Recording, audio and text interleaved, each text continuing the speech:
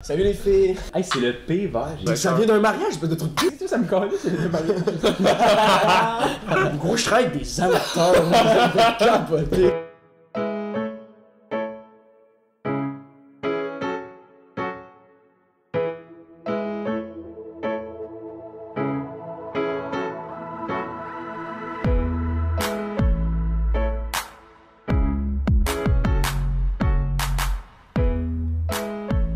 Salut tout le monde, bienvenue à ce troisième épisode de la Caravane sportive. Comme toujours, je suis Charles Thomas, mais s'il vous plaît, appelez-moi Toadback. Et je suis en compagnie de... Olivier. Jérémy. Comment ça va les boys? Ça va bien toi? Ça va? Ça va super bien comme d'habitude. Aujourd'hui, on va discuter d'un sujet extrêmement intéressant. On va s'intéresser au soccer, au football, comme diraient les puristes. On va parler de la Coupe du Monde, on va s'intéresser à la finale. On va parler de nos surprises, peut-être de nos déceptions également par rapport au tournoi. Les équipes qu'on a remarquées particulièrement. On va finir avec la situation avec Cristiano Ronaldo, puis avec notre classique quiz. Aujourd'hui, c'est Jake qui s'en occupe. Donc, on va commencer par parler de la finale, les gars. France-Croatie. Qu'est-ce que vous en avez pensé? Ben, premièrement, c'est une finale quand même surprenante. Là. Si on m'avait parlé au début du tournoi, puis on m'avait dit hey, Ali, qu'est-ce que tu penses ça va être la finale? J'aurais jamais parié de ma vie sur France-Croatie. Premièrement, la Croatie, je pense, c'est la plus grosse surprise dans la finale. Mais même encore là, la France, était la moins favorite des favorites, si on peut le dire. Je t'appuie dans la mesure aussi que la France a eu un parcours à partir des 16e de finale qui n'était pas évident. On se rappelle que suite aux phases de groupe, il y avait comme les deux côtés du tableau éliminatoire qui était beaucoup plus compliqué que l'autre. Tu sais, la France, on est obligé de battre l'Argentine de Lionel Messi, après ça l'Uruguay, même si on n'avait pas Cavani, c'est quand même une très bonne équipe. La Belgique. Puis, comme tu dis, j'ai la Belgique qui était l'équipe, peut-être le plus gros défi du côté de la France. Alors que la Croatie, et j'en reviens aux Croates qui ont été incroyables, mais on a gagné 3 matchs contre des équipes que je juge un peu moins fortes, c'est-à-dire le Danemark, la Russie, puis l'Angleterre, et les 3 matchs sont allés en tir de barrage. Cependant, la Croatie a pulvérisé l'Argentine dans le groupe, dans leur groupe, parce que, je veux dire, la France les a battus par difficulté là, dans le 8e de finale, mais la Croatie les a battus dans le groupe. Fait que moi, je pense que la Croatie avait un meilleur groupe, mais par la suite, un parcours éliminatoire un peu plus facile que la France. T'as peut-être raison, mais je suis surpris de voir, puis j'ai l'impression que c'est peut-être le résultat avec n'importe quelle équipe championne, mais j'ai tellement entendu de critiques négatives envers la France après qu'elle ait gagné. Les gens justement disaient « Ah, la Croatie c'est beaucoup plus... a joué du soccer beaucoup plus inspiré que la France, on a été plus convaincants tout au long du tournoi. » Moi je suis pas personnellement d'accord. Puis ensuite en finale, les gens... Dès la fin du match, la première chose à laquelle on parlait, c'était la main de Perisic qui aurait pas dû être une main. La faute sur Griezmann qui a mené au premier but qui n'aurait pas dû être une faute. J'ai l'impression qu'on donnait aucun crédit à l'équipe de la France alors qu'elle a été super fun à regarder jouer tout au long du tournoi. Je pense que ça vient vraiment du fait que c'était une finale genre David contre Goliath. Là, on avait comme l'équipe qui était vraiment bonne contre l'équipe qui était surprenante. Tout le monde a pris le bord de l'équipe surprenante. C'est un peu comme si, tu sais, pour venir à la semaine passée, c'est comme si LeBron James avait réussi à battre Golden State. Tout le monde aurait été content dans un sens que comme c'est l'équipe qui est sous-estimée qui aurait pu les battre. Fait souvent qu'on voyait ça sur les réseaux sociaux que tout le monde encourageait plutôt la Croatie que la France. Fait qu'une fois que la game s'est finie, la finale, le monde était un peu déçu du résultat en quelque sorte. Surtout avec le résultat ou la façon que le match s'est déroulé contre la Belgique. Il y a beaucoup de monde qui était mécontent du fait que la France a écoulé un peu le temps à la fin ou qu'il jouait beaucoup plus défensif. Alors que la Belgique avait fait de même au Brésil la ronde d'avant. Mais tu sais, on s'est plaint du côté de la Belgique. Puis je pense que ça, juste le fait que les joueurs ou que le monde en parle dans les réseaux sociaux, ça altère un peu l'opinion que le monde a. Puis là, le monde commence à penser à la même chose. Puis là, au final, quand tu vois une équipe de la Croatie qui a l'air de juste être démenée sans être la plus talentueuse, c'est facile de prendre pour eux en finale. Fait que c'est pour ça, je pense qu'il y avait autant de détracteurs. Le petit conte de fées, la Croatie, ça séduit les gens. Un peu comme Vegas au hockey. Pour ramener il y a 2 semaines, exact. Vraiment. Puis ça a d'ailleurs été bien représenté, comme même si on n'a pas gagné le tournoi du côté de la Croatie. Je sais pas si vous avez vu les images de l'équipe qui arrive justement à Zagreb puis qui sont attendus comme des héros. Puis ça s'est permis de fêter quand même, donc ça c'était super chouette. Ouais, ils ont fait pareil comme s'ils avaient gagné. C'est vraiment été festif. Mais moi, ce qui m'a le plus surpris des Croates, par contre, c'est qu'on a appris. Ben, en fait, Mbappé, au début de l'année, au début de la Coupe du Monde, le joueur français, il avait dit qu'il allait donner tout l'argent qu'il allait faire dans la Coupe du Monde en œuvre de charité au football africain pour développer le sport là-bas. Par contre, ce qu'ils ont fait les Croates, c'est chaque joueur, coach et tout le monde qui a reçu de l'argent, ils l'ont tout donné. Ça a fini, je pense qu'ils ont donné une somme de près de 21 millions de dollars aux charités pour développer le soccer en Croatie. Fait que ça aussi, c'est un beau geste de la part de... Tu sais, en plus d'avoir gagné, ils en profitent pour redonner à la société, à leur société, dans le fond. Si c'est correct, fait que c'est quand même beau voir ça. Mais outre ça, juste pour finir avec la finale, moi je trouve ça quand même, comme tu as dit, il y a la main de Perisic que le monde a chialé. Je trouve ça bien au moins que la France a réussi à compter des buts qu'ils ne pouvaient pas contester le monde à la fin. Parce que si ça avait fini 1-0 ou 2-1 suite au penalty puis à la la faute, parce que le premier but il n'y avait pas de faute là, tant qu'à moi. Là. Si ça avait fini sur un match de même, ça aurait été extrêmement décevant comme finale de l'événement que j'attends le plus après 4 ans. Puis là, ça se finit sur un match controversé de même. Mais là, au moins, ils ont réussi à compter un but. Puis ça a fait une finale un petit peu excitante aussi quand on se Comme tu dis, à la fin, les buts de Pogba puis finalement d'Mbappé, c'était super impressionnant. Ça l'a fini sur une meilleure note. On a entendu parler longtemps. Là, ça avait été par un but. Là. Ou la bévue du gardien de but, s'il a fallu que la France perde. C'est ça, j'allais dire, ça s'est fini sur une note cocasse un peu. Le but où Lloris fait une grosse gaffe devant son but. Mais moi, au final, c'est une finale qui était super agréable à regarder. Là. Ça n'a pas déçu, à l'image du tournoi complet. Exact. Et les meilleurs ont gagné, on s'entend là-dessus. Je pense que c'était pas une grosse surprise non plus de voir la France gagner. Mais des surprises, par exemple, il y en a eu. Moi, la plus grosse, ça a été l'Allemagne qui n'a même pas été capable de passer, de sortir de son groupe. En avez-vous eu d'autres, des principes? Mais pour continuer sur l'Allemagne, c'est la malédiction de l'équipe championne. Dans le fond, c'est... on avait, je pense que c'était quand l'Espagne a gagné, c'est quoi ça, 2006? L'Italie a gagné. Oui, c'est vrai, l'Italie avait gagné en 2006. L'Italie a gagné en 2006. Je pense pas la phase de groupe 4 ans plus tard. Même principe avec l'Espagne qui gagne en 2010. En 2014, on se qualifie pas. Puis là, c'était autour de l'Allemagne. Ah ouais, t'es sûr? Ouais, à chaque fois, c'est comme ça. Donc, c'est la malédiction. Ouais. Mais je suis quand même surpris, d'autant plus. On s'est fait surprendre par le Mexique. On s'est fait surprendre par la Suède. Non, la Suède, on les a battus, mais je veux dire. Ça a été compliqué, ça a été très compliqué. La Corée. La Corée. Ouais, la Corée. L'autre déception que j'ai vue, moi, c'est l'Argentine qui a eu tous les misères du monde à se qualifier dans un groupe assez faible là, avec le Nigeria puis l'Islande. Ça a été compliqué pour l'Argentine de se qualifier, qui ont réussi tout de même par la porte d'en arrière en comptant un but à la 81e minute du dernier match contre les Nigériens. Ça n'avait aucun sens de... Moi, j'ai un petit aparté à porter sur l'Argentine. Par contre, je trouve que les détracteurs de Lionel Messi se font aller assez rapidement parce que je parlais avec quelqu'un au boulot, bref. Puis tout de suite, je parle justement du brio des Français qui ont battu l'Argentine de Lionel Messi. Puis il me répond rapidement, mais Lionel Messi avec l'Argentine, il se laisse pas vraiment. Puis moi, j'ai regardé qui a été le meilleur joueur de la Coupe du Monde 2014 à Rio. Personne d'autre que Lionel Messi. Oui, exact. Moi, les détracteurs, je trouve que c'est un peu des haters. Parce que ça reste un des meilleurs joueurs au monde.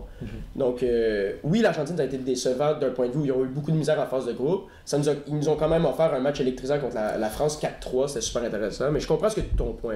C'est plus le fait. C'est pas qu'il a été décevant en tant que tel, lui. C'est vraiment comme le collectif. Mais je crois vraiment que ça part du sélectionneur qui a eu des choix tactiques assez bizarres. Comme il a donné, je crois, au total 20 minutes de jeu à Paulo Dybala. Aucun sens. Dans la Coupe du Monde au total, puis il s'est révélé comme étant une superstar cette année. Puis il a compté plus de buts cette année dans sa saison qu'il a joué une minute à la Coupe du Monde, pour donner une idée. Là. Ça n'a aucun sens qu'il n'ait pas joué à ce point-là. Tu sais, c'est des choix tactiques comme ça où rentrer Banega seulement au dernier match, puis je pense qu'il a fait 2 passes décisives en genre un match, même pas en un match et demi, peut-être parce qu'il a remplacé une voix. Tu sais, c'est des choix tactiques comme ça, mais en gros, c'est vraiment leur phase de groupe qui a été catastrophique pour moi. C'est ça qui j'ai mis dans la déception. Puis finalement, ma dernière déception, moi, c'est la Pologne qui était dans le groupe du American Dream, comme je me plaisais à l'appeler, parce que tout était possible dans ce groupe-là. Là, vraiment, hein? La Pologne, le Sénégal, puis le Japon, puis la Colombie, vraiment, là, n'importe qui des 4 qui auraient pu passer. Puis eux, ils étaient classés les meilleurs dans le classement de la FIFA, là, classés 8e au total à travers tous les pays. C'est quand même bon, tu sais, même si des fois les matchs amicaux ils jouent un peu sur le classement, on parle quand même d'une 8e. Puis tu sais, leur équipe rivale dans ce groupe-là, on avait la Colombie 16e, le Sénégal 27e. Puis très loin dans le classement, là, on avait le Japon 61e. Puis c'est eux qui se sont qualifiés contre la Pologne et 8e. Là. Fait que vraiment, ils n'ont rien réussi à faire, puis ça a été catastrophique le tournoi. J'allais dire, le Japon, c'est quand même toute une surprise aussi, honnêtement, là, que ce soit qualifié. Là. Ouais, mais tu sais, tout le long on en parlait, là, c'est vraiment le cœur du samouraï. Là, c'est... Ils travaillent, là, ils travaillent d'acharnement. Puis on a même vu des reportages. C'est tellement une société qui est intéressant à voir puis impressionnant. Comme je sais pas si vous avez vu, mais il y a eu beaucoup de vidéos après le match contre la Belgique des Japonais qui chaque Japonais dans le stade avait un sac de poubelle et ramassait leur rangée. Tout, peu importe que ce soit un gars de la Belgique, un gars du Brésil, peu importe qui était sa rangée, ils ramassaient tous les déchets. Puis ils ont montré des photos d'autres games contrairement à leur game. Puis c'est fou comment la société est comme. Tout est bien organisé, tout est fou. Les joueurs japonais ont laissé une note en russe pour remercier les organisateurs du tournoi. C'est fou, pareil. C'est vraiment une nation qui s'est démarquée, pas sur le sens football, malgré leur qualification pour les quarts de finale. Là, mais puis la prestation de la Belgique était quand même. Tout à fait. Mais sinon, une autre surprise, moi, c'était la Russie. Ouais, la Russie qui s'est rendue en quart de finale, qui était à une séance de tir de barrage de passer en demi-finale. Ils sont bien battus contre la Croatie. Puis il y a des joueurs qui sont bien illustrés, entre autres. Il y a le défenseur que je me rappelle plus de son nom. le défenseur centre là, qui était plutôt grand, il a vraiment été impressionnant. Ils en ont parlé tout le tournoi. Puis il y a aussi Golovin, l'attaquant, le milieu de centre. Ouais. Mais là, ce qui est le plus surprenant de la Russie, c'est pas non seulement c'est une équipe haute qui s'est qualifiée jusqu'en quart de finale, mais c'est avant la Coupe du Monde, il y avait eu un parcours catastrophique là. J'utilise encore ce mot-là, mais ça a été vraiment. C'était lamentable. C'était la cata pour emprunter l'impression de Toutzbeck. Il avait affiché un parcours que le monde disait que c'était la pire équipe haute de tous les temps. Ah, wow. À ce point-là, là. Oui, mais j'avais regardé, moi, la première game, c'était eux qui jouaient. Il y avait l'air d'avoir genre 50 ans, les joueurs. Ils avaient tous les cheveux blancs. C'était fou. Ah, mais ça stresse le jeu contre Vladimir Poutine. Dans plus des cheveux gris. Mais ouais, ça, c'est toute une surprise. Puis il y a une autre surprise d'une équipe pas tout aussi moins surprenante puis moins qu'on est habitué d'entendre parler au soccer, c'est l'Iran. Moi, l'Iran, j'ai regardé 2 matchs de l'Iran, puis je me suis surpris à voir une équipe, encore là, c'est une équipe juste qui se démenait sur le terrain, ça avait aucun sens. Une formation que j'ai jamais vue de ma vie. Première fois que je vois 7 défenseurs dans une équipe. Il y avait, à un moment donné, le commentateur, il dit, au cas où vous vous demandiez pourquoi le défenseur droit il joue si haut, c'était un attaquant droit qui avait mis à défense tellement qu'il jouait à défense. Ah, c'était fou. En plus, on affrontait l'Espagne et le Portugal. Dans le groupe de l'Espagne puis le Portugal, puis ils ont fini à 1 point de l'Espagne puis à 1 point du Portugal. Ils étaient à quelques minutes eux aussi de se qualifier parce qu'à la fin ils avaient réussi à créer l'égalité contre le Portugal puis l'Espagne a gagné leur autre match, ça les a disqualifiés. Mais sérieux, ça a été toute une aventure pour l'Iran, puis je pensais même pas qu'il allait être capable de jouer au soccer cette équipe là. Je me suis dit on aurait dû mettre le Canada à place 2, puis ça, c'est fou comment ils m'ont surpris. Fait que j'ai vraiment été impressionné par les équipes plus faibles dans ce tournoi. Tu sais, dans le sens c'était vraiment toutes des surprises. Toutes les petites équipes, ils ont vraiment bien joué, là, comme le Mexique, la Suède, puis ton équipe, Toto, au début du tournoi. Hein? Ben oui, moi, au début du tournoi, j'ai décidé de prendre pour le Sénégal, parce que pour ceux qui me connaissent, moi, à chaque Coupe du Monde, je prends pour une équipe africaine, parce que l'Afrique n'a jamais gagné la Coupe du Monde. Puis, les 2 dernières Coupes du Monde, j'avais pris pour le Ghana, étant donné que j'adorais Asamoah Gyan, tu te rappelles? Ouais. Mais cette année, pas de Ghana. Donc je me suis retourné vers le Sénégal. Pourquoi le Sénégal? Ben déjà, je trouvais qu'il y avait un lien avec la langue, on parle français. Je trouvais aussi le coach extrêmement sympathique. Puis aussi parce que mes parents avant parrainaient un petit Sénégalais. Donc, je trouvais qu'il y avait un Fod dans le fracas. Si tu nous écoutes, Fod, je te salue. 6 ans que tu parraines plus. Ouais, mais reste que je voyais un petit gars ici. Là. Ben oui. Il y a encore sa petite photo sur mon frigo, donc j'étais là, allez Fod, je compte pour ta nation, mais...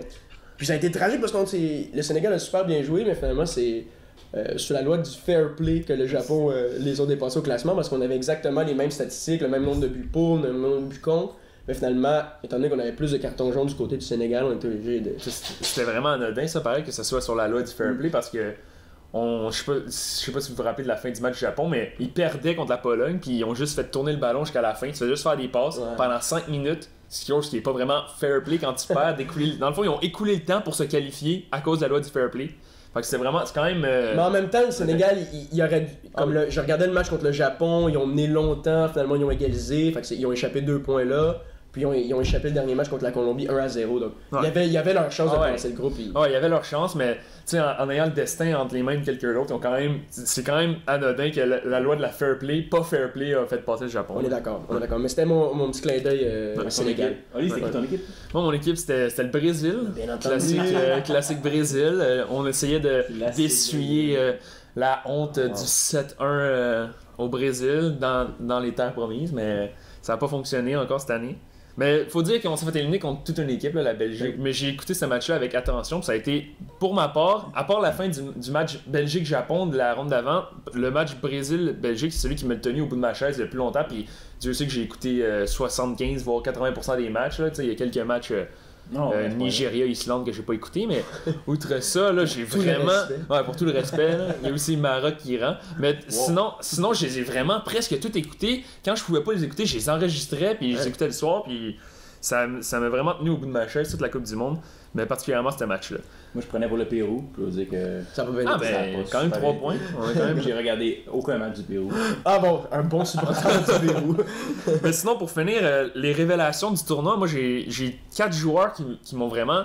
J'ai ouvert les yeux sur ces joueurs-là que soit je connaissais pas, ou soit j'étais vraiment pas au courant de l'étendue de leur talent. Premièrement, pour ceux que je connaissais pas, il y en avait 2. Inouï, le petit joueur japonais. Quelle frappe! C'est fou ce qu'il a fait pour le Japon, qui les a gardés comme en vie. C'est vraiment eux qui s'est permis de se qualifier avec des tirs foudroyants, comme tu peux dire. Puis sinon, l'autre, c'est vraiment le Salvador Dali, comme tu dis. Là. Le Salvador Dali. Semi Vrichalko, j'ai aucune idée comment tu prononces ça, je suis désolé. Le défenseur croate. Ah, un des joueurs avec le plus de style dans la Coupe du Monde, on va y revenir tantôt. Ouais, fait que vraiment, ces deux-là, j'avais aucune idée qu'ils jouaient, puis pourtant, ils jouent quand même à l'Atlético Madrid, qui n'est pas une équipe... de ramasseur de poussière, là, tu sais, vraiment, c'est vraiment une bonne équipe. Sinon, les 2 autres que je savais qu'ils existaient, mais que je pensais pas qu'ils étaient bons de même, c'est Ivan Perisic de la Croatie, qui a vraiment bien joué pour eux, qui a fait des buts importants, puis qui leur a permis de se rendre en finale. Puis sinon, le jeune joueur du tournoi, Kylian Mbappé, t'as pu voir sous tes yeux le premier adolescent, donc moins de 20 ans, qui a compté un but en finale de la Coupe du Monde depuis nul autre que Pelé. Exact, mais t'as-tu entendu d'ailleurs les commentaires de Pelé sur Mbappé? Il a pas dit que c'était le meilleur, c'était le futur Pelé. Ouais, ben Pelé il a dit si je veux pas me faire rattraper, il faudrait que je remette mes souliers puis que je retourne au jeu. Parce que Mbappé s'en vient me rejoindre. Ouais. C'est fou dans la tête ce qu'il a fait il y a 19 ans, il avait de l'air d'être contre des enfants, ça avait l'air d'être lui l'homme mature. Ça avait aucun sens comment il allait vite. Usain Bolt sur le terrain, puis il a tellement marqué de buts, un autre but en finale. Ouais. Les 2 gros buts c'était contre l'Argentine, justement. Qui a permis de se qualifier. Il m'a vraiment surpris, lui, puis honnêtement, si c'était pas de la performance de Modric et bien joué que le tournoi, il aurait carrément pu gagner le meilleur joueur du tournoi. Il aurait pu, là. En plus, c'est un personnage extrêmement drôle, allez voir des entrevues de Mbappé sur YouTube, c'est excellent. Grosse frappe de De Bruyne, but contre son corps. But contre son corps. Allez voir ça sur la page Facebook de la Fédération de football française. Voilà, je ne serais pas déçu. Exact. Tantôt, tu parlais de joueurs avec du style, Toto. On va revenir tantôt, mais pour l'instant, Oli, on t'a demandé de faire un petit alignement, un 11 partant de tes meilleurs joueurs du tournoi cette année. Ouais, tout à fait. Je pense que tu as fait tes devoirs. Je me suis mis devant ma planche de travail, puis j'ai décidé de concocter un 11 partant qui pouvait, tant qu'à moi, être les 11 meilleurs joueurs du tournoi. Donc, dans les buts, je suis allé avec à la valeur sûre le gagnant des Gants d'Or, donc Thibaut Courtois qui a volé le Brésil. J'en pleure encore la nuit. C'est fou ce qu'il a pu arrêter, toutes les tirs que le Brésil a fait. Donc, il mérite ça. Sinon, à la défense, il y a notre Salvador Dali, Semi Vrichalko, que je sais pas comment prononcer, je m'excuse encore pour mon accent croate, que j'ai vraiment ouvert les yeux sur lui, puis je l'ai trouvé vraiment intéressant sur le couloir droit. Comme pour utiliser l'expression foot. Sinon, ma défense centrale était composée de Thiago Silva, le défenseur brésilien. Comment ne pas mettre un joueur brésilien dans mon meilleur équipe du tournoi. Ou sinon Varane, qui est vraiment l'homme des grandes occasions. Je sais pas si vous avez vu, 25 ans, il a déjà 16 titres à son actif en tant que joueur. C'est vraiment incroyable. Ça n'a aucun sens. C'est fou. Ouais, il a tellement de trophées. Ouais, il a gagné 4 fois la Ligue des Champions, la Liga, il a tout gagné. Il a 25 ans. Il a tout fait. Il a tout fait dans sa vie. C'est fou dans la tête. Puis il joue pas comme remplaçant. Il est tout le temps partant. Si c'était avec le Real Madrid, avec Sergio Ramos, il est vraiment dans un joueur de grande classe, seulement à 25 ans, c'est fou. Puis pour compléter ma défensive, c'est Thomas Meunier qui jouait à Belgique, qui a aussi été vraiment important, autant offensivement que défensivement, parce que si encore là je me fie au match Brésil-Belgique, il a complètement neutralisé Neymar qui avait de la misère à faire quelque chose. Tu sais, ils sont habitués de jouer ensemble, peut-être qu'ils savaient des choses, comment le neutraliser, mais c'est fou comment il était important. Puis dans tous les autres matchs qu'il apportait à l'attaque, c'était vraiment impressionnant. Mon milieu de terrain, c'est... Je pense pas que je peux faire un milieu de terrain que ça dans le monde. Là. J'ai N'Golo Kanté, le joueur qui a stoppé Messi, comme on se plaît à dire. Hein? N'Golo Kanté, l'athlète le plus attachant de l'histoire du sport. Si vous le connaissez pas, puis vous pensez juste que c'est un homme de 5 pieds 8, allez voir des vidéos sur lui, puis vous pouvez pas vous arrêter de rire quand vous le voyez. Est-ce qu'on peut mettre un petit bout d'entrevue de N'Golo Kanté? J'avais l'habitude de faire des petites courses en trottinette ou aller chez mes amis en trottinette. Et de ça s'est transformé en trottinette en entraînement. Fait que, ouais, sérieux, il est tellement marrant, ce N'Golo Kanté, ça n'a aucun sens. Il est tout le temps en train de sourire, les gros joues. L'homme le plus humble du monde. Incroyable. Il voulait pas toucher au trophée à la fin. Il avait peur de demander à ses amis de lui donner le trophée, d'avoir son heure de gloire. Il était trop gêné. Il a fallu qu'un autre joueur de l'équipe aille chercher le trophée pour lui. Exact, c'est l'homme qui... Comme tout le monde dit que c'est à cause de lui qu'ils ont réussi à battre l'Argentine parce qu'il a stoppé Messi, puis lui il disait non, c'est un travail d'équipe là les gars, vous savez. Là. Avec sa petite voix. Ah, c'est fou dans la tête. Il a vraiment l'air d'un enfant, mais il a 27 ans. Mais il a l'air d'un tout petit enfant. Exact. Sinon, il y a Modric, le meilleur joueur du tournoi, je ne pouvais pas ne pas le mettre, puis De Bruyne qui est un de mes joueurs favoris, puis qui a vraiment bien aidé la Belgique. Sinon, à l'attaque, Kylian Mbappé, encore là, meilleur joueur du tournoi, j'avais pas le choix de le mettre. Perisic à gauche, qui était un autre de mes découvertes cette année, qui a vraiment très bien joué. Puis un homme, je pense, qui a été quand même sous-estimé dans la conquête de la France, malgré le fait qu'il a fini 3e, si je me trompe pas. Antoine Griezmann, 3e pour le Ballon d'Or. Absolument 3e. Honnêtement, sans lui, il n'y aurait pas beaucoup d'attaque, parce que tu sais, le choix de mettre Giroud, tu t'enlèves quand même une option à l'attaque pour la France, parce qu'il... Tout le long du tournoi, il a joué presque chaque minute, il n'y a pas un tir cadré dans tout le tournoi. Pas un tir, c'est ton attaquant. Fait que Griezmann, lui, qui a compensé avec 4 buts puis 2 passes. 2 passes, c'est le meilleur du tournoi avec 2 passes, puis 4 buts, il était à 2 buts de Harry Kane, qui a fait des buts du talon, 3 buts dans penalty, puis on s'entend que ça compte pas vraiment. Fait que quasiment meilleur buteur, meilleur passeur du tournoi. Fait que vraiment, il complète l'équipe. Sinon, les joueurs que j'ai oubliés, tu sais, que les oubliés, comme on pourrait toujours mettre, il y a Ronaldo qui a vraiment transporté le Portugal avec 4 buts en 4 matchs. Pogba qui a joué toute une Coupe du Monde aussi, plutôt défensivement par contre. Eden Hazard, puis les deux Brésiliens, Coutinho, puis finalement Neymar, mon joueur préféré, que je mets dans les oubliés, même s'il ne mérite pas d'être là parce qu'il n'a pas si bien joué que ça. Mais il va toujours être oublié parce que c'est mon Neymar. Tout autour, je pense que tu as préparé un autre 11 partant, un autre genre de 11 partant, un peu à l'image de tes intérêts. C'est-à-dire le 11 partant du swag. Exact. Sans dire que t'as nécessairement du swag. T'apprécies les gens qui ont du swag avec tout le respect. Wow, quelle intro. Oui, c'est un 11 partant extrêmement moins intelligent que celui d'Olivier. Mais ouais, comme le DJ, moi je m'intéresse beaucoup à la mode, je tripe un peu style. Donc j'ai fait mon 11 partant des joueurs que je trouvais le plus stylé à la Coupe du Monde. On va partir du gardien de but jusqu'aux attaquants. Donc, gardien de but, c'est le gardien du Mexique, Ochoa, qui porte et qui rock le bandeau. Le bandeau, la chevelure bouclée, juste pour ça, il gagne tous mes votes. Ensuite, on arrive aux défenseurs. Complètement à gauche, on a Marcelo, parce que Marcelo, la coupe de cheveux de Marcelo, c'est exactement la coupe de cheveux des films ou des émissions pour enfants, quand un personnage s'électrocute puis se retrouve avec les cheveux dans les airs. C'est exactement ça, sa coupe de cheveux. Donc, j'adore Marcelo. Ensuite, on a à l'intérieur Sergio Ramos, qui est pas notre joueur préféré, Olivier, non, vraiment. Mais d'un point de vue style, disons qu'il doit plaire aux demoiselles. Il a un bon swag. Il a un bon swag, Sergio Ramos, il faut lui donner ça. Il change de coupe de cheveux à toutes les games. C'est tout à son honneur. Ensuite, on a Umtiti, le français. Umtiti, peut-être pas le style le plus extravagant, mais juste pour sa célébration après son but contre la Belgique, une petite danse assez sympathique. Il remporte une place dans mon 11 partant du style. Puis, à droite, c'est le même défenseur que toi, Salvador Dali, le défenseur croate, rappelle-moi son nom. Vrechalko. Merci. Désolé, mon accent croate. Parce qu'il arbore la moustache relevée à la Salvador Dali, j'adore. Il gagne tous mes points également. On arrive au milieu de terrain. Encore un joueur que tu as nommé, Paul Pogba, un joueur extrêmement stylé, que ce soit par la barre de coupe de cheveux particulièrement extravagante ou par ses célébrations vraiment flamboyantes. Il a d'ailleurs mis le feu aux Champs-Élysées une fois qu'on avait remporté la Coupe du Monde, donc moi c'est un joueur qui me plaît beaucoup. Au centre, qui d'autre que N'Golo Kanté, on en a assez parlé. Un visage absolument attachant, incroyablement drôle, sourit toujours, petit bonhomme, on dirait un enfant comme je l'ai dit tantôt. Son style est absolument incroyable. Puis on a finalement Modric, qui me fait beaucoup penser à l'acteur québécois Emmanuel Bilodeau, entre autres à cause de son visage, oui, exact. Non, mais c'est un joueur, on dirait, qui porte tellement peu d'attention à son style, avec les cheveux tout dégueu, avec le bandeau. Avec le bandeau, mais exact. le petit bandeau. Le petit bandeau. Il y a tellement peu de style qu'il y en a beaucoup en même temps. Shout-out à Emmanuel Bilodeau, un gars qui n'a aucun style, les cheveux au petit bandeau.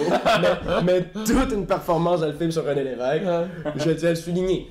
À l'attaque maintenant, on a bien entendu le petit joueur anglais Raheem Sterling, que j'adore. Raheem Sterling qui fait à peu près 4 pieds 8 et qui a la capacité de courir vite comme une fusée. Il a un visage extrêmement sympathique aussi, un style d'enfer. Un joueur d'origine jamaïcaine, mais qui joue pour l'Angleterre, tout un athlète. Au centre, on a Gabriel Jesus. Jesus, parce que son nom, il s'appelle Jésus, Ali. Il s'appelle Jésus. Puis avec Manchester City, il porte le numéro 33 parce qu'on dit que Jésus a été crucifié à l'âge de 33 ans. Donc juste pour ça, il donne tous les votes. Donc il n'y a aucun swag. Non, il y a un immense style. Il y a un immense style aussi. Non, mais lui, honnêtement, tu le regardes, lui aussi, c'est un autre joueur que tu peux pas t'empêcher de rire ou de sourire quand tu le vois. Il a tellement les pommettes définies qu'on dirait qu'il sourit tout le temps. C'est fou dans la tête. Faites pause, allez voir des photos. Gabriel Jésus, faites pause, allez voir des photos. Il y a les pommettes tellement sorties qu'on dirait qu'il est tout le temps Moi, j'avais découvert Gabriel Jésus aux Olympiques à Rio, quand le Brésil avait gagné, puis il avait compté un but, puis il s'était mis à pleurer. C'est incroyable. C'est impossible de ne pas sourire. Il y a tout le temps de l'air tellement joyeux, ce gars-là. C'est des implants de pommettes, exactement. Les implants de pommettes. Au Brésil, c'est bien connu. Les meilleurs chirurgiens d'implants de pommettes. Mais le dernier qui conclut le 11 partant, et c'est définitivement le joueur le plus stylé de la liste, il s'agit du Brésilien, collègue de Gabriel Jesus. On parle de Willian, qui évolue à Chelsea en Angleterre, qui pourrait être le membre oublié des Jackson 5. J'en dis pas plus. Allez voir William sur Google Images si vous ne le connaissez pas. Un style incroyable. Ça complète mon 11 partant du style. Il y a des oubliés là-dedans quand même. Ronaldo, il y a quand même beaucoup de style. Oui, mais Ronaldo, c'est connu. Tu sais, je préfère laisser la place à des joueurs sous-estimés, Sterling, Modric. Ronaldo, il a déjà assez de fame. Ouais, c'est ça. Mais en parlant de Ronaldo, les gars, vas-y. Petite transaction qui est quasiment passée dans l'anonymat. Si on compare avec la grosseur de la transaction, on aurait pensé qu'on entendait encore bien plus parler que ça. Ronaldo qui passe de Madrid à Juventus. En même temps, on n'est pas en Europe. Je pense qu'en Europe, ça a vraiment dû faire couler d'encre parce que moi, ce que j'ai lu, c'est que il y a environ 500 000 chandails de Ronaldo qui s'est vendu dans les 24 premières heures.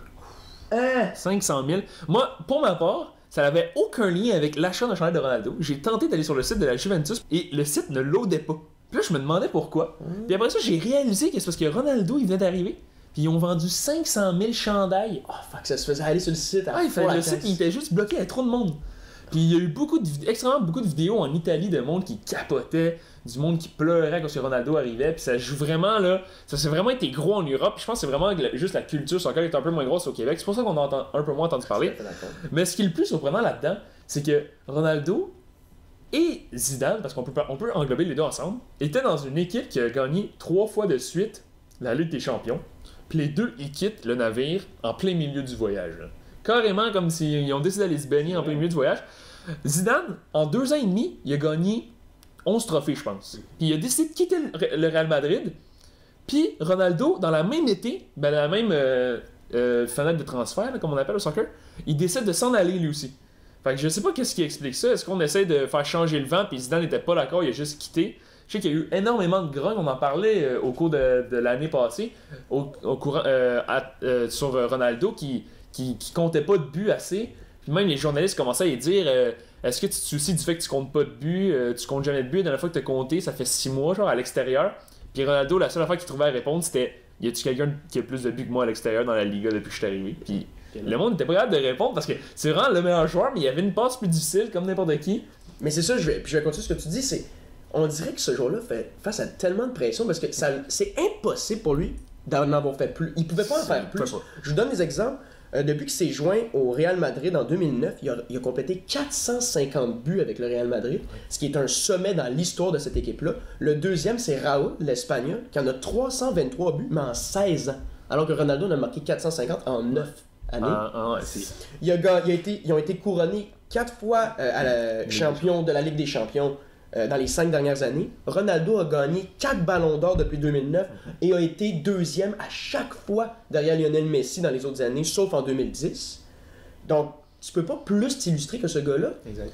Peut-être qu'il se sentait un peu... il voyait un certain manque de respect parce qu'il y avait... Dès qu'il passait... De ce que je comprends, dès qu'il passait 2 matchs en côté de but à Madrid, c'était la fin du monde, alors que c'est des statistiques hallucinantes que ce gars-là offrait. C'est ça, parce que tu dis que c'est en 9 ans 450 buts, mais c'est 450 buts. Pour donner une idée, là, c'est pas 100 matchs par saison, là. C'est 450 buts en 438 matchs. C'est plus qu'un but par match au soccer. Si tu regardes un match de l'Impact, t'es même pas sûr de voir un but. Ah, Ronaldo en fait plus qu'un par match, c'est complètement cinglé. Mais moi, je trouve qu'il malgré le départ du Real Madrid, ils ont quand même beau jeu là-dedans parce que si on se reporte en 2009, ils ont payé moins cher pour Ronaldo qui était dans son prime ou qui rentrait dans son prime qu'en ce moment qu'ils le vendent au Juventus. Fait qu'ils se sont fait de l'argent, en plus de gagner avec des champions, en plus qu'ils se comptent plus qu'un but par match. Pendant 9 ans de vendre des billets. Exact. Vendre tous les articles dérivés, les bobbleheads, les posters, les tapis d'auto, les windshields, tout ce que tu veux. Là. Je me dis, il y a tout là-bas. Ils vendent tout de Ronaldo. Je suis sûr que t'as des pots de fleurs. T'as des pots de fleurs avec la face de Ronaldo. Ah, très connu. Juventus, c'est déjà la meilleure équipe de cette ligue-là. En Italie, c'est déjà la meilleure équipe. Puis ils viennent aller chercher Ronaldo, ça va être... C'est pas l'AC Milan qui doit s'en réjouir. Ah non, c'est vraiment... ça va vraiment un peu débalancer cette ligue-là. Normalement, je veux pas assumer, mais normalement, ils devraient vraiment dominer toute la ligue, mais ça fait le plaisir de ces joueurs-là, de la Juventus, qui se sont tous, malgré que c'est les rivaux de Ronaldo quand ça a été annoncé, étant donné que c'est dans la Coupe du Monde, ils se réjouissaient tous de son arrivée. Un peu comme quand Neymar était avec le PSG. Il était déjà bon. Puis je pense que c'est à encore à plus grande échelle parce que Neymar c'était un gros coup de pub, surtout parce qu'il était jeune. Mais Ronaldo c'est vraiment carrément un ou le deuxième meilleur, dépendamment de qui vous parlez, joueur de la planète en ce moment. Ouais, tu fais référence à Lionel Messi. Exact.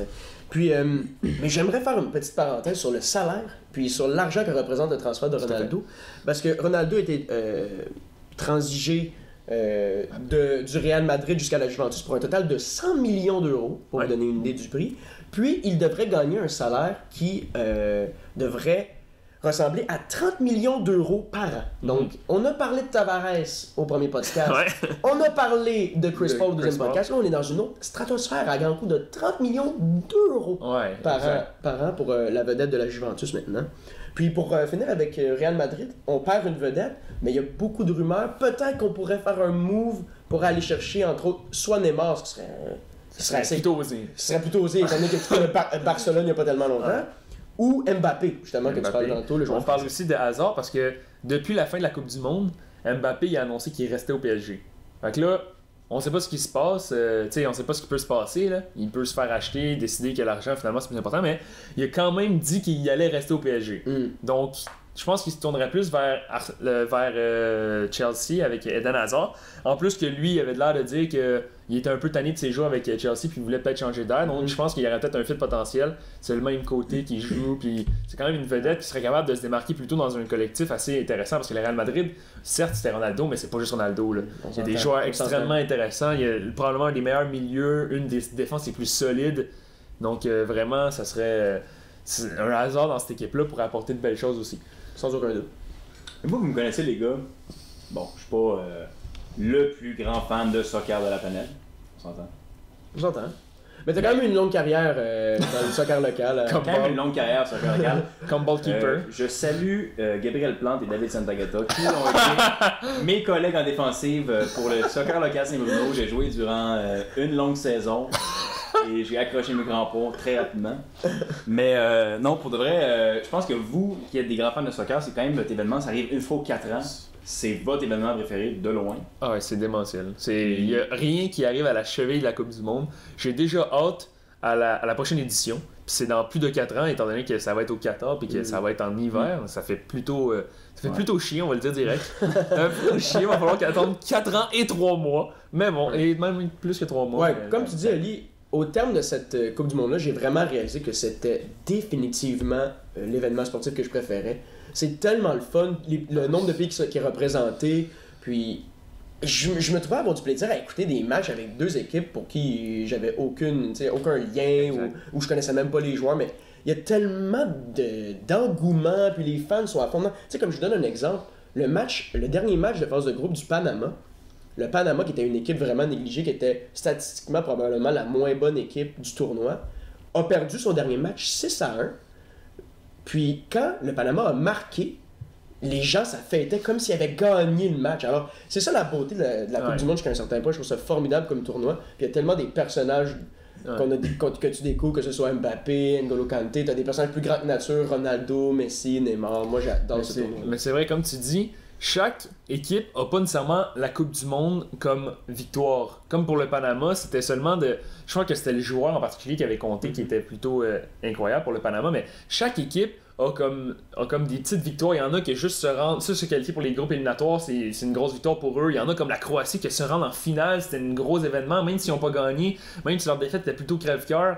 Mais c'est tellement beau justement de voir autant de gens réunis. Puis tu sais, quand tu vois des vidéos de là-bas, on dirait que peu importe de quel pays tu viens, en autant que ce soit pas des Anglais et des Russes, parce qu'on a vu dans le passé que ça se battait, là, mais à part ça, on dirait que chaque pays, ils se mettent ensemble puis que ça crée une folie ensemble, c'est vraiment beau à voir, t'as raison. Vraiment, moi je le savais dès le début, avant même la Coupe du Monde, mais juste le fait de le revivre, là, c'est vraiment le plus bel événement. Encore plus que l'Euro, simplement parce qu'il y a plus de pays différents qui sont représentés. Plus de culture, exactement. Parce que c'est beau, tu sais, c'est sûr que l'Europe, il y a plusieurs cultures différentes, mais voir l'Afrique, voir l'Amérique du Sud, tout se mélanger ensemble, c'est vraiment ça qui est excellent. Ouais. Mais tu sais, moi, mon événement sportif préféré, c'est les Jeux Olympiques. Puis ce que j'aime des Jeux Olympiques, c'est qu'il y a beaucoup de pays représentés. Puis c'est le fait que ça se promène à travers le monde à chaque fois, c'est une plan d'endroits différents. Mais la Coupe du Monde depuis 2002, je vous nomme les endroits. 2002, Japon, Corée. 2006, Allemagne. 2010, Afrique du Sud. 2014, Brésil. Russie. Comme tu as dit, Oli, les prochains, c'est au Qatar. Puis en 2026, et oui, c'est dur à croire, mais ça va être dans 3 pays. Et ça va être les 3 pays d'Amérique du Nord, USA, Canada, Mexique, qui vont s'associer ensemble pour recevoir la Coupe du Monde en 2026.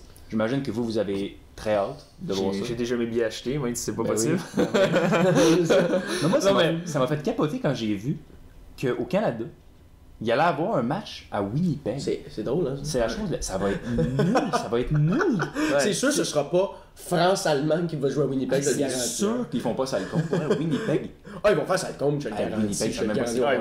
Le monde va venir de partout dans le monde. Le monde, c'était pas nécessairement des Russes qui étaient dans le stade pour voir les games. Personne qui veut aller à Winnipeg en vacances va au ça va beau être la Coupe du Monde.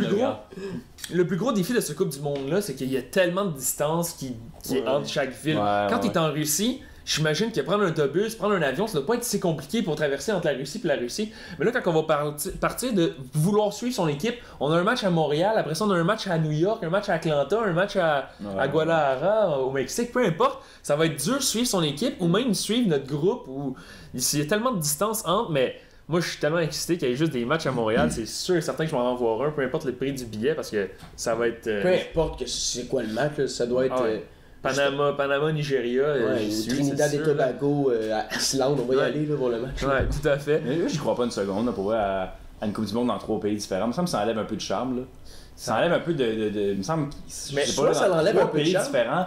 Puis comme tu dis, il va y avoir des matchs au Mexique et au Canada dans la même journée. Il me semble que c'est un peu spécial quand même. Mais soit ça enlève du charme ou ça l'en rajoute jusqu'à un certain point, parce qu'on disait que ce qui était le plaisant dans la Coupe du Monde, c'était justement les mélanges de cultures puis la diversité. Fait que justement que dans la même Coupe du Monde, on ait une diversité, parce que même si on est des pays relativement proches, je veux dire, c'est drastique la différence de culture qu'on a au Canada versus la culture au Mexique, fait que ça va être super chouette d'après moi. Puis surtout que d'autant plus que ça va être la première édition à 48 équipes. Donc ça prend beaucoup plus d'infrastructures. Donc si on veut pas que ça soit une rotation entre 4 pays qui ont assez d'argent pour se payer des infrastructures de même, il va falloir que ça soit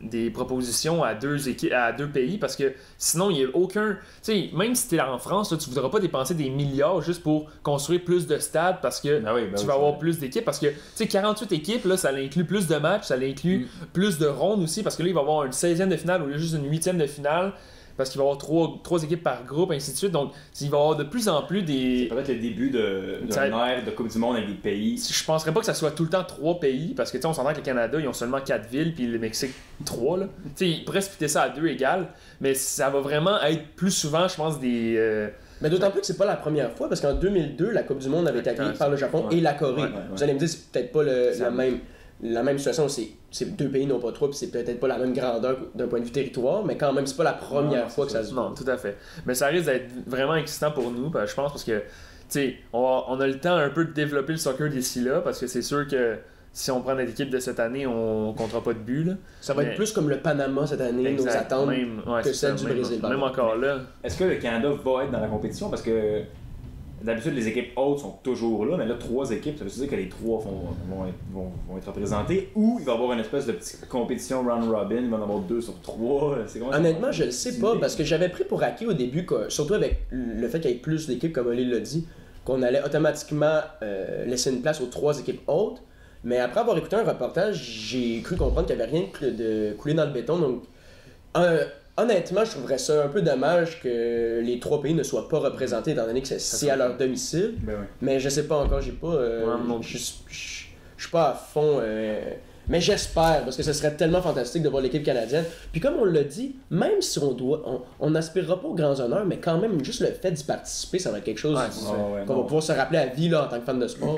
C'est dans 8 ans, on va pouvoir en reparler, je pense. Ouais, c'est ça, il va y avoir des développements, là, t'inquiète pas. Ça se peut-tu que ce soit l'heure du classique quiz La Caravane? Yay! Let's go! Donc, aujourd'hui, Coupe du Monde, étant donné que vous êtes 2 grands connaisseurs et que je ne suis pas le plus grand connaisseur de soccer, ça va être encore une fois Toto qui va affronter Oli. Le gagnant, comme à l'habitude, ne remporte rien et le perdant aura une conséquence de mon choix. Je tiens à dire que je vais changer ma stratégie parce qu'après avoir garanti la victoire pour avoir l'air d'un gros imbu la semaine passée, j'ai lamentablement perdu. Donc je vais me la jouer modeste puis je vais souhaiter la meilleure des chances à mon adversaire. Moi, je continue dans la même veine, donc j'avais dit que j'allais gagner pour 8 fois dessus. Je suis seulement à une fois, donc je pense que je me suis bien pris de la semaine passée. Mes questions sont probablement de niveau un peu plus facile. Donc il y aura moins de guess, ça va être plus une question de... Pour tous ceux qui sont team to the bike, je tiens à dire que j'ai été volé avec la question de Will Chamberlain la semaine passée. Donc, on va commencer. Qui veut commencer? Est-ce qu'on fait un pile ou face, un roche, papier, ciseaux? On peut faire un roche papier? Moi, je tiens à rajouter cette fois-ci, on rajoute l'allumette, les gars. On rajoute papier, l'allumette. ciseaux, On est allumette. fou comme ça. Vous avez pas rajouté l'allumette, c'est correct. Et c'est correct, mais j'ai perdu. Parfait. Donc, Oli, est-ce que tu commences? Est-ce que tu débutes? La Coupe du Monde est finie. Regarde, je vais commencer parce que 60% des équipes. Là, on va voir qui commence. Donc, Oli. Aujourd'hui, c'est des vrais ou faux. C'est vrai ou faux? Oli, vrai ou faux?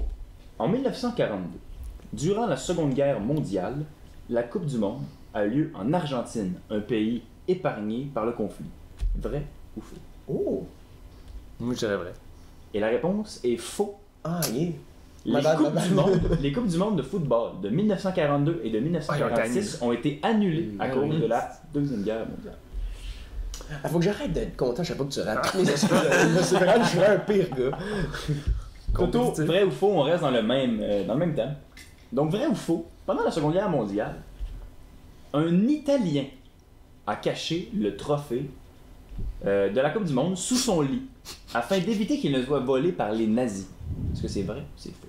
Honnêtement, c'est tellement inusité que ça peut pas être faux. Ça peut pas être faux, à moins que ce soit comme c'était pas un Italien, c'était un Espagnol ou quelque chose comme ça. Mais je vais dire vrai. La réponse est vraie. C'est ça c'est un vol. Là. Je vais me reprendre. Là. Hey, c'est impossible qu'une histoire soit inventée comme ça. Est-ce que c'est vrai que la bière de Diego Maradona a été trafiquée en 93? T'imagines faux? C'est impossible. Ça aurait été faux. Ça aurait été la pire question de tous les cas. Ça compense pour la question de Ah ouais, ça compense tout à fait. Oui, absolument. Pour éviter que les nazis ne s'emparent du trophée durant la Seconde Guerre mondiale, l'Italien Ottorino Barassi, l'organisateur de la Coupe du Monde, a gardé le trophée caché, où ça? En dessous de son lit, dans une boîte à souliers. Et oui. Ah, dans une boîte à souliers. Combien il vaut ce trophée-là? Est-ce que vous savez? Aucune idée. Vous avez une idée? J'ai pas la moindre idée. Vas-y, non? En dollars de 2018, il vaut 22 millions, si je me trompe pas. Le trophée. 22 millions, hein. Ah ouais. C'est beaucoup d'argent. C'est plus que ça, moi, pour moi. Il y a aucun autre trophée qui vaut plus. Ouais, ben il gagne faut 4 ans, c'est pour ça qu'il vaut plus. Celui de la NFL, il arrive pas à sa cheville, la Coupe Stanley n'arrive pas à sa cheville. C'est vraiment celui qui vaut le plus. Je pense que le deuxième qui valait le plus, il vaut 5 millions. Celui de la NFL, il est vraiment allé pour vrai. La NFL, le Super Bowl? Merci à Tiffany. C'est vrai que ça fait un peu jouer. C'est dégueulasse. Ok, donc on est rendu, on va revenir à nos moutons. Donc, 1-0. Donc 1-0. Ok, Oli, vrai ou faux? Lors de la première Coupe du Monde de football en 1930, chaque équipe devait apporter son ballon. C'est vrai ou c'est faux? Ça doit être vrai. Ça doit être la même histoire que l'italien. Et la réponse est vraie. Mais c'est cocasse, ça, Ouais, quand c'est même. cocasse. En 1930, il n'existait pas de normes précises pour la fabrication des ballons. Chaque équipe apportait donc son ballon. La première demi était jouée avec le ballon d'une équipe et la deuxième avec le ballon de l'autre équipe. Ça me fait penser, j'avais vu un top 10 fait cocasse sur la Coupe Grey. Il y a une Coupe Grey qui s'est finie parce qu'il n'y avait plus de ballon pour jouer. En quelle année? 1802. 1800. Non, mais c'était vieux, mais tu sais pas dire. Ah ouais. On reste dans la thématique ballon. Ah ouais. Aucun gardien n'a remporté le titre de meilleur joueur du tournoi de la Coupe du Monde de football dans l'histoire de la Coupe du Monde. Je vais y aller faux, puis je vais essayer de dropper un fact. Je pense que Kahn, Ouais. le gardien de l'Allemagne, avait Je pense gagné en que c'est 2002. Oliver Kahn, je pense. Ouais. Et la réponse est vraie. Ouais. Et le fact est vrai, j'ai Ouais. écrit le- Non, je m'en rappelle. C'est en 2002, c'est ça, Oliver Kahn. Qui est question numéro 6, donc numéro 5 en fait pour Oli. Vrai ou faux? La France a remporté la première Coupe du Monde de 1930. C'est totalement fou. Ils ont gagné en 98 leur première Coupe du Monde et la deuxième en 2018. Non, c'est donc l'Uruguay, le pays hôte de la première Coupe du Monde, qui a remporté cette Coupe du Monde. Ah, c'est chouette. Toto, Cocasse. vrai ou faux? On est à 2-2, hein? On est à 2-2, mais t'as un tir de plus. Allez, Vrai ou faux? L'Angleterre a remporté la Coupe du Monde à 2 reprises. faux! Parce qu'on l'a gagné à une seule reprise, parce qu'on parlait de Football is Coming Home s'il gagnait. Donc je vais y aller avec faux. C'est une bonne réponse. On a gagné 66. en 1966. Oli connaissait même l'année. Ben oui, Ah, parce qu'on en a tellement parlé pendant la Coupe du Monde. Donc là, c'était à Oli. Eh oui, j'ai un tir de moins, c'est 3. Ah non, c'est 3-2. Ouais, 3-2. Quatrième tir. Donc, Oli, vrai ou faux, le record pour le plus de buts par un joueur dans une Coupe du Monde est de 13. C'est assez fou que vous parlez de ça parce que c'est l'année du fameux but de Pelé qui était le teenager. C'est Just Fontaine, 13 buts, le français. C'est la même année que Pelé qui a scoré. Ça je l'ai vu pendant la Coupe du Monde. J'ai fait mes recherches, puis c'est ça. Ça, c'est next level comme réponse. Ouais, là, c'est vraiment là, Ça, c'est fou, c'est fou en tête parce que je le savais pas avant cette Coupe du Monde-là. Je te donne un high five. Parce que je suis allé chercher à cause de Kylian Mbappé, je me demandais c'était combien il y avait de buts qu'il avait fait Pelé pour voir s'il en avait fait plus ou moins, il en avait fait 6 cette Coupe du Monde-là. Puis quand j'ai vu Just Fontaine avec 13 buts, C'est débile. il joue pas plus de matchs que cette année, là. Cette année c'est 6 le max. Ça me faisait capoter. 13 buts, c'est débile. Ouais, c'est 13 buts, c'est débile dans le tête, hein. Tu me mets la pression. Donc, Charles Ouais. Thomas. Vrai ou faux? Le record d'assistance à un match de la Coupe du Monde est de 140 000 personnes. Dans un match. C'est beaucoup de monde, C'est ça, beaucoup de monde. 140 000. C'est vraiment beaucoup de monde. Honnêtement, c'est beaucoup de monde, mais s'il y avait un événement, mais 140 000! Oh, mais je vais y aller avec la technique, c'est tellement inusité que je vais dire que c'est vrai. C'est la faux. réponse, 198 000. Ah. 198 000 au Maracana. Et la Ah, c'est vrai? réponse, c'est que. Ben, je sais pas si c'est 190 000 au Maracana. Ça dit pas. Mais c'est juste que le match de football Brésil-Uruguay de la Coupe du Monde Ouais, de Maracana. 1950 Maracana. a attiré près de 198 000. 200 000 personnes. 198 Et 000. je pense qu'Oli est juste trop fort. pour Maracana. 190 Je sais pas. 000. C'est le même stade. Comment on fait? Le même stade quand. C'est le même stade qu'ils ont fait la finale en 2014, le Maracana. Mhm. Le fameux stade mythique. Ils ont rentré 198 000 personnes. J'ai vu ça Comment est-ce encore possible? cette semaine. Donc là, Oli, maintenant, t'as remporté le. Non, c'est pas du tout. égalité. Il reste un tir à faire. C'est juste Exact. que je réponds à ces Égalité, questions. égalité. C'est juste Parce que que je j'avais, réponds à ces questions. Exact. Parce que j'avais une avance d'un point. Exact. Là, c'est Rattrapé. égalité. C'est le Exact. 5e. Vrai ou faux, Oli? Pelé est le seul footballeur à avoir été champion du monde à 3 reprises. Le seul footballeur champion du monde à 3 reprises. Je crois qu'il n'y a aucune autre nation qui a gagné 3 championnats à part le Brésil. Donc je dirais vrai. Et la réponse est vraie. Mais je te corrige, je pense que l'Allemagne. Ouais, a en gagné. 4. 4 ou 3. Mais. Non, mais je te corrige parce que tu t'es permis Ouais, d'intervenir. c'est bon, vas-y. Mais ouais, Edson Arantes do Nascimento, dit Pelé, moi aussi je voudrais me faire appeler Pelé. c'est mon nom, c'est ça. Et le seul footballeur à avoir été champion du monde à 3 reprises, en 58, en 62 et en 70. La punk, c'était peut-être qu'il y avait un de ses coéquipiers qui avait fait les 3 avec lui, tu sais, quelque chose de même. Ah, mais- Ah, j'avoue, parce qu'il l'a ouais. gagné, il l'a Ça gagné aurait à été- 17 ans, puis alors 30 C'est ans, ça, ça aurait été exact. plus tôt. Charles Oh, là, j'ai toute la pression. Moi. Ah, là, si tu l'as pas, c'est fini. là. Ça, c'est le 60% pour l'équipe qui commence. C'est là que ça rentre. Là. C'est à 4 ans. Vrai ou faux? L'Allemagne a participé à plus de finales de la Coupe du Monde que n'importe quel autre pays. On sent le stress, là.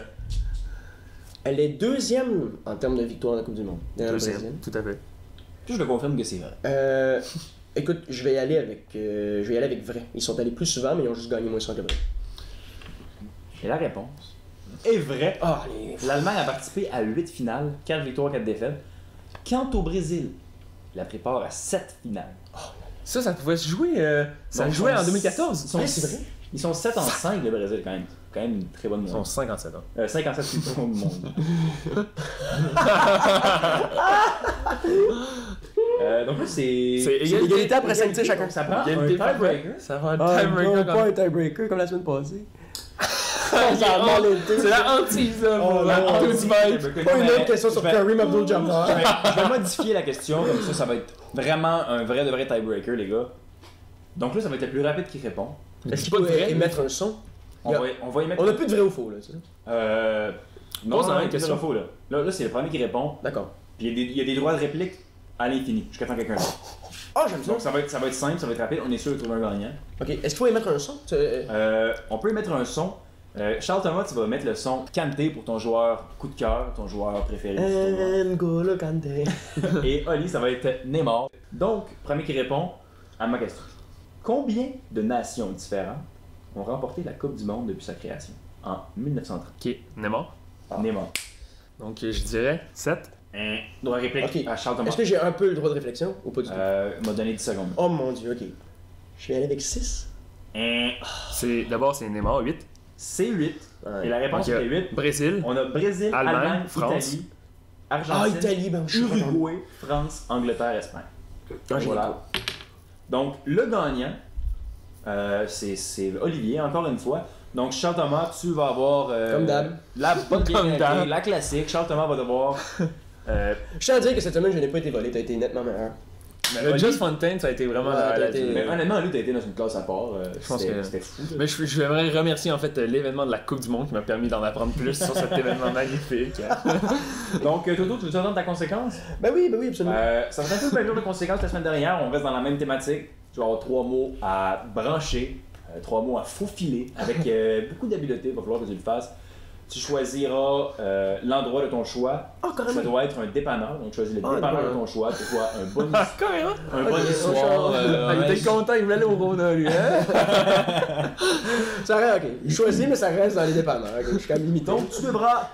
On reste dans le thème de la Coupe du Monde 2018. Donc, ça sera. Permets-moi les de mots- noter les mots. Les mots. En fait, il y en a un qui c'est un double mot. Ça va être la Marseillaise.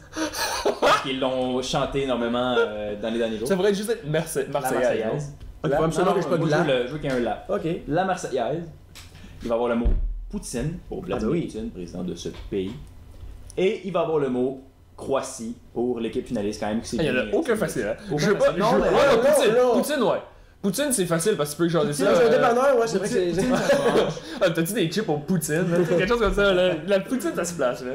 Là, je suis avec 3 mots plus difficiles. J'ai monté la Ouais, barre tu fais un bien. petit peu. Ça- Là, tu fais bien, t'as hâte de faire le prochain quiz, hein? C'est ça, je suis bien mieux de gagner le prochain quiz parce que je vais manger. Je me fais du fond en ce moment, mais je dirais vraiment. Non, mais parti comme ça, je suis mieux de m'habituer parce que j'ai l'impression que je vais souvent par conséquence. C'est ce qui met fin à notre troisième épisode de la Caravane sportive. Aujourd'hui, on discutait football, on discutait soccer, on a parlé de la Coupe du Monde, on a parlé de Ronaldo, on a parlé de N'Golo Kanté, puis on a parlé de la Coupe du Monde qui va être éventuellement... qui va avoir éventuellement lieu au Mexique, au Canada et aux États-Unis. Oli m'a pulvérisé au quiz, ça commence à être une habitude. Et sur ça, est-ce que vous avez quelque chose à rajouter? Mais c'était plus une défaite à la Russie, là, t'as perdu. Ça fait 2 fois que tu perds en tir barrage, hein. Ouais, je me suis bien battu, mais Ouais. écoute, C'est encore une défaite, Pas de t'as bol, bien pas de raison. bol. comme dirait mon ami Olivier Sorel, le deuxième, c'est le premier des perdants. Donc Sur voilà, cette phase philosophique. je vais me contenter de ma médaille d'argent. Et merci à tous. Sur ce, je lance le jingle. Salut, gang! Salut!